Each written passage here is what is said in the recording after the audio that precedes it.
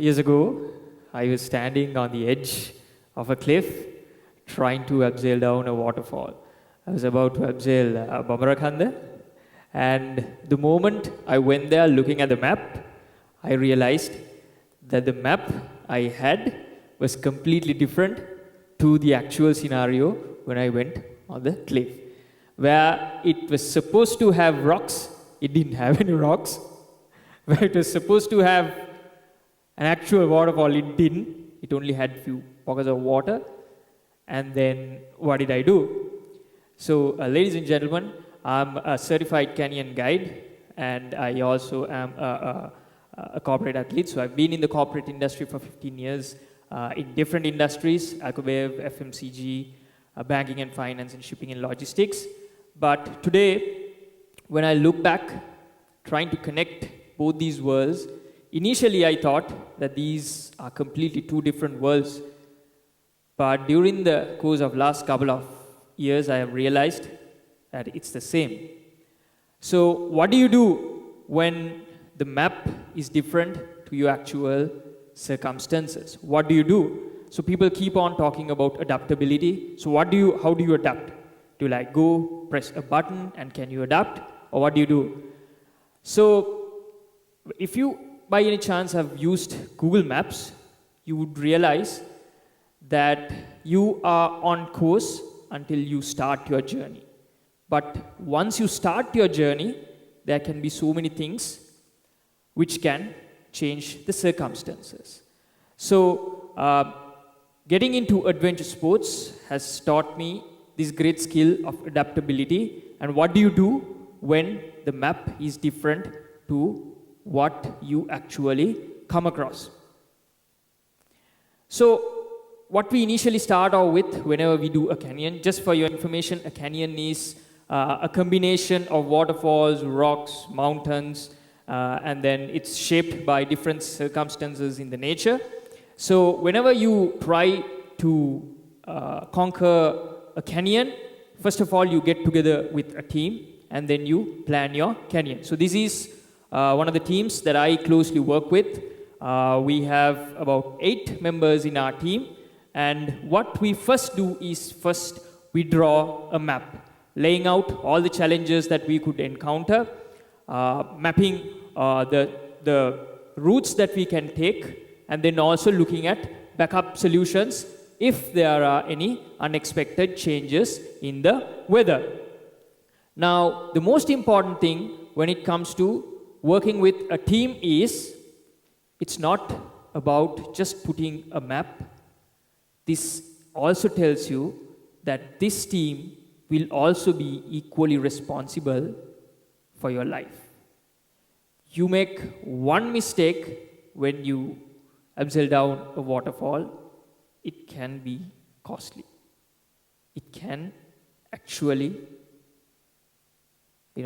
create so much of damage, and it can even the abseilers can encounter a lot of personal injuries. So this is a team that I really work closely, and that the team that I really trust.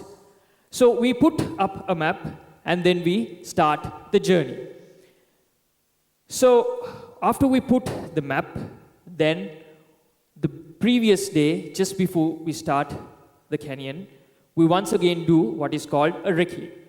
So we go, we look at the surroundings, we look at this weather conditions, we look at the ocean current, we look at the speed of the wind, we also look at the weather predictions, and then we also look at the rocks, and then whatever, if there are any changes, unexpected changes to that surrounding soil, you will get a glimpse as to what the canyon is going to be. So this is me when I realized just before one day of attempting one of the most challenging canyons in Sri Lanka, that the circumstances was completely different to what we figured out previously. The maps. So just for your information, this was in last December when we were about to do this, and this is when detour actually struck Sri Lanka. So we look at the map, even some of the boundaries alongside Sri Lanka was changed after detour. So this is completely different to what we map. So how do you adapt? Okay, so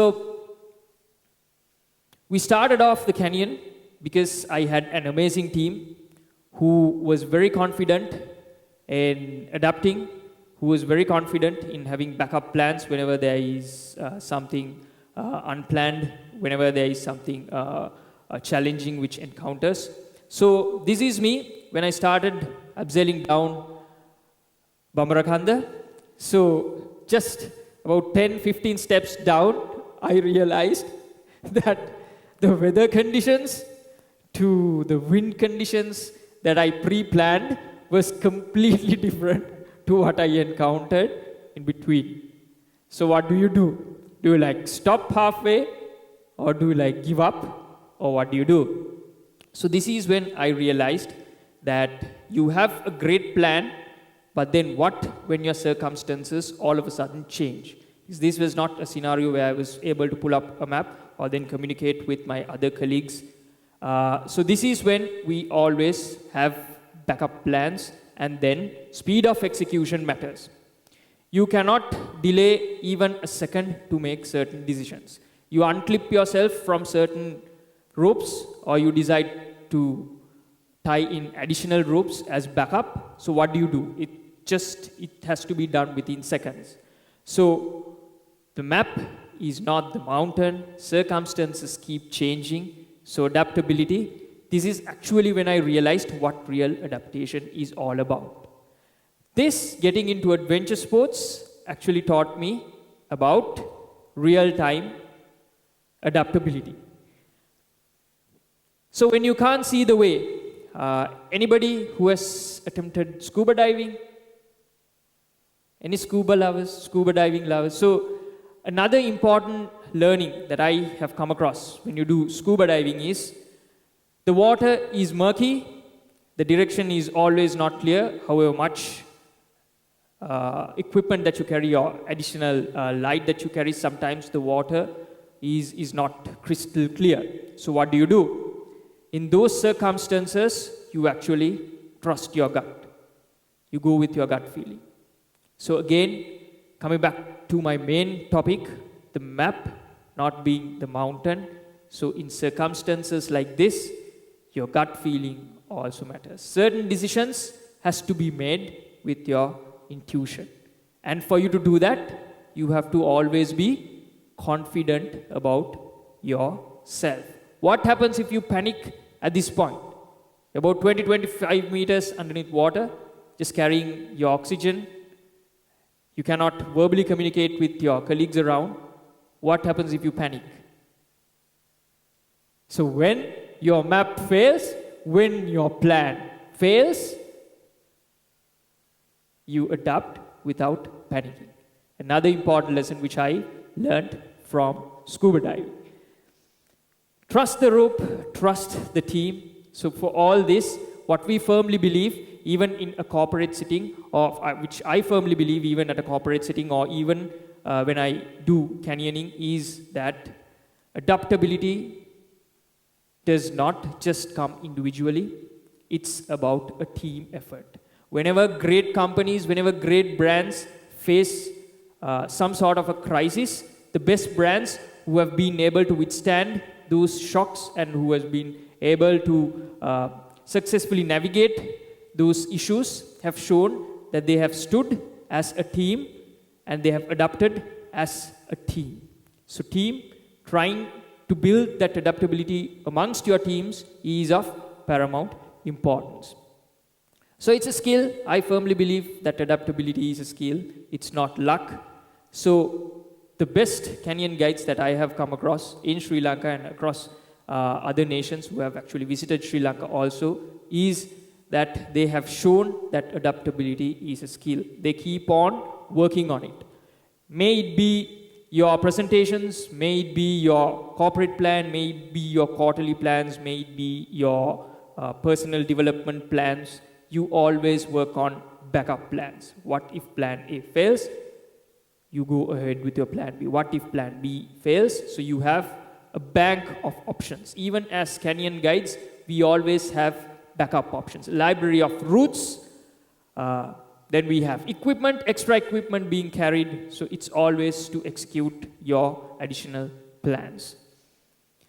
So finally, for the youngsters out there and for everybody else out here, my firm advice for everybody is, it's great to have a great map, to not just go without having a plan or a map.